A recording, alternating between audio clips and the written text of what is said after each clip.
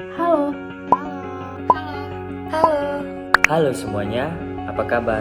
Kali ini dengan kami kelompok 6 jurusan Fisioterapi Universitas Indonesia akan membawakan penjelasan tentang salah satu persoalan yang sering dialami pada fase dewasa madya, yaitu menopause nih. Bagi kalian yang ingin tahu, yuk simak videonya. Menopause merupakan berhentinya sistem reproduksi atau periode menstruasi setidaknya selama 12 bulan berturut-turut. Kondisi ini tidak disebabkan oleh suatu patologi atau penyakit tertentu. Nah, kali ini kami akan membahas tentang tanda-tanda yang biasa terjadi menjelang menopause. Tanda-tanda yang biasa terjadi saat menjelang masa menopause. Yang pertama, ada menstruasi yang secara tidak teratur. Yang kedua, ada masalah pada perkeminian. Yang ketiga, ada merasakan sensasi panas dalam tubuh saat malam hari. Yang keempat, kesulitan tidur karena kadar hormon estrogen dan progesteronnya itu terus-terusan menurun. Yang kelima, vaginanya kering dan ini dapat menyebabkan nyeri saat berhubungan seksual. Nah, karena vagina kering ini dapat menurunkan juga gairah seks pada wanita yang karena masalah psikologinya seperti gelisah.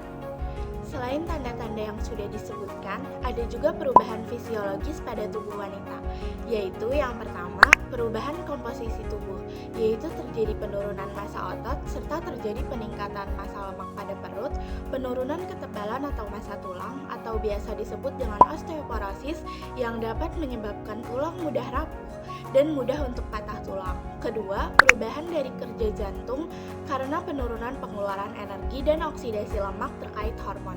Ketiga, bentuk payudara yang berubah. Keempat, peningkatan berat badan. Kelima, kulit menjadi kering dan kusam. Serta yang keenam yaitu peningkatan kadar kolesterol dilihat dari perubahan fisiologis pada wanita menopause. Berikut beberapa tips yang dapat teman-teman lakukan dalam menghambat penuaan atau mengurangi kemungkinan terjadinya perubahan fisiologis karena menopause.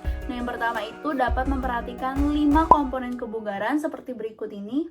Lalu yang kedua, tetap melakukan aktivitas fisik atau berolahraga dengan intensitas yang rendah seperti berjalan atau bersepeda. Nah, yang ketiga ini dapat melakukan resistance training dengan menggunakan berat badan tubuh sendiri atau dengan bantuan berat dari luar seperti double rubber kettlebell atau yang lainnya. Karena dengan melakukan aktivitas resistance training ini diharapkan dapat memberikan efek positif pada faktor resiko terjadinya kardiovaskular, kanker, diabetes dan juga osteoporosis. Selain itu juga dapat mengobati sarkopenia, yaitu kehilangan massa otot pada tubuh akibat penuaan. Sekian penjelasan mengenai menopause. Menopause sendiri itu sering terjadi pada fase dewasa madya atau menengah, yaitu pada rentang usia 40 sampai 65 tahun, terutama pada perubahan fisik.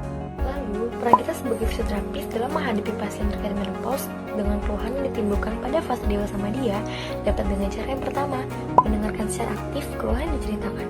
Karena pada fase ini, seseorang sering merasakan emptiness dan juga keinginan untuk bekerja yang tinggi. Tetapi dikarenakan faktor fisik yang semakin menurun seiring dengan usia, membuat dirinya mengalami generativity versus stagnation atau sulit untuk melepaskan pekerjaannya. Persoalan tersebut dapat disebabkan oleh nature di mana sudah fase menopause dan juga nurture atau faktor pekerjaannya. Yang kedua, kita sebagai fisioterapis harus berempati terhadap keluhan yang dirasakan pasien. Dan yang terakhir, sebagai fisioterapis kita bisa memberikan motivasi serta solusi kepada pasien seperti penjelasan menopause yang sudah kami jelaskan di video. Sekian penjelasan Dari kami kelompok 6 Mengenai persoalan Pada fase dewasa madya, Semoga bermanfaat.